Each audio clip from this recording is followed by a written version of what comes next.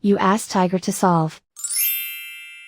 This deals with linear equations with one unknown. The final result is x equals 77 over 4. Let's solve it step by step. Simplify the expression. Swap sides.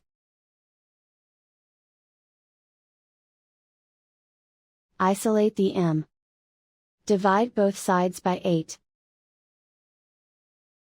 Simplify the fraction. Find the greatest common factor of the numerator and denominator. Factor out and cancel the greatest common factor. And so the final result is x equals 77 over 4.